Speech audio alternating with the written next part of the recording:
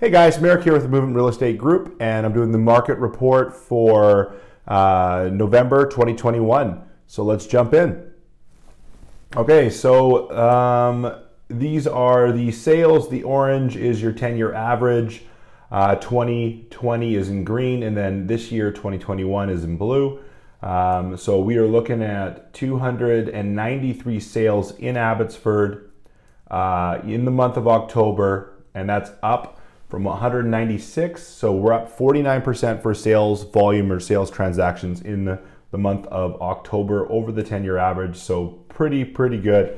As you guys know, the market's jumped up a ton this year for pricing and stuff like that. So I'm going to go through these ones really quickly because I don't want to hang on to pricing too much. We know it's gone up. Let's see how much it's gone up. But I do want to jump into sales to active ratio a little bit and talk about where I think things are going. So you can see Vancouver, West Vancouver, up 10%, 13% in North Van, 13% in Burnaby, 16% in Richmond, 19% in Tawasin, White Rock 20%, Delta's up 25%, Coquitlam, Port Coquitlam both up 17% year over year in pricing. Again, this is residential detached homes, sorry if I didn't say that before. Surrey, Pitt Meadows, all up to 25, 26%. Langley, City of Langley's 30%. Mission 26, Abbotsford 30, and Chilliwack 31. So 30% growth in Abbotsford year over year for residential detached homes is a huge jump. I know it's becoming normalized, but I'm not going to get too much into it. There's a lot of factors for it. Low interest rates is one factor. Obviously, we've got low supply is another factor. And then yeah, let's keep going. So active listings way down. If you look 10 years ago, October 2011, we had 8,446 listings on the market. Compared to today, we have 2,989 listings on the market. That is way down. We are down literally 65% in inventory. I mean, it is staggering to think how low we are in inventory right now. So what happens when inventory gets low? Prices go up. Obviously, supply and demand. I'm a broken record and I say it every single time and I apologize. We have no inventory. The demand is still there. Prices are going to rise. Sales to active ratio is how many listings versus how many are active, or sorry, how many sales rather to how many active listings. So typically in a balanced market, we're going to want to sit around 12 to 20% is going to be a balanced market. Buyer's market is sub 12%. So not a lot of transactions are happening. There's a lot of inventory. Buyers have the power. That's below 12%. From 12 to 20%, we have a balanced market. That means there's lots of buyers, there's lots of sellers. Inventory is good. That's where we want to live. Let's see where we're at and let's see what's happening. Okay, so residential detached homes in the Fraser Valley, all of the Fraser Valley combined, we're sitting at 50%, which is insane. So again, a balanced market's 12 to 20%. We are well over double of what a balanced market would be into the seller's side. So sellers have all the power right now. Any dates you want, anything you want, subject free, over asking, that's what's happening right now. And that's on homes. Let's take a look at apartments. Apartments are sitting at 70% sales to active ratio. So an absolute gross number at 70%. Sellers have all the power in apartments. Things are really tough for buyers. But wait, there's more. It gets better. Townhouses sitting at 121%.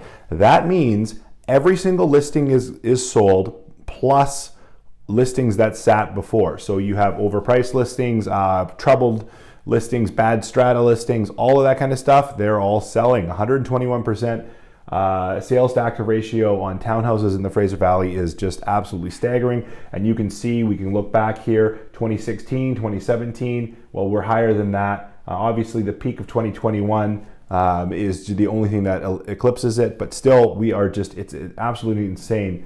So where do I think this is going? You know, the NDP government is talking about bringing in a cooling period of 7 days in spring. We'll see what happens there. They're talking about raising interest rates. The Bank of Canada will raise interest rates in the spring. We'll see what happens there. Right now, we're sitting around, you can have 9 to 15 offers on a place right now, subject free, stuff like that. Maybe that gets down to 5. We're still competing. I don't think things are going to go 180,000 over asking, which they are right now. But in the spring, hopefully there's more inventory. We can balance this out a little bit. A lot of people right now that are thinking of selling or holding off. They don't want to buy right now. I don't blame them. We've actually advised clients to hold off because they had a particular need that would be particularly hard to find. It's not available right now. We said hold off. Let's see what happens in spring. So it's a tough market out there right now. I think it'll balance out a little bit in spring. I don't think we'll get a price correction really of anything, if at all. We'll see. Again, we're not a crystal ball here. We do not like to project on the market, but I will tell you factors that go into the market, and you make your decisions from there. Moving on, population growth. Population of BC right now sitting around 5,100,040 people, something along those lines. It's projected to go up by 27% by 2040, so it's going to be 6.5 million people by 2040. So as you can imagine, we're putting a lot of upward pressure with growth into population. So population is growing up. It's going to put a lot of pressure on the housing market for supply, which is already down 65% for available houses to purchase. So let's look at what Canada is as a whole. Canada's the lowest number of housing units per 1,000 people out of any G7 country. So all of the G7 countries, we have the lowest amount of houses available nationally. Okay, and so if you take a look at ours, we're at 424 homes per 1,000 people. The UK is sitting around 433. The United States is at 427, and it gets even better. Vancouver's sitting at 406. So we're even below Canada, which Canada's below all the G7 countries. So we are very, very low in inventory in Canada. We're even lower in the Vancouver area, and our population is going to grow. So we build households at around 2.1%. So what that means is, let's say there is, 220, I think it's about 220,000 households in BC. We're building at 2%, which is about 40,000 units, give or take, per year. And those are mostly condos in Vancouver area and stuff like that. So not a lot of detached houses being built. Something like 7,000 of those units are houses. So it's not a huge amount. Anyways, we're building at around 2% of our household number. So you can expect things to continue to go the way they're going. There is no cavalry coming. We need a huge influx of housing to bring down these prices. And it's just not going to come. It's just not going to happen. We're very limited for the space that we have in the Fraser Valley, obviously.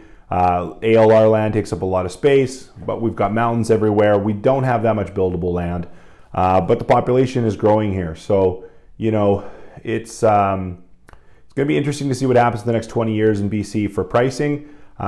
Historically, the housing in BC, a detached house has doubled every 10 years in BC. So, you think these prices are crazy now? Stay tuned.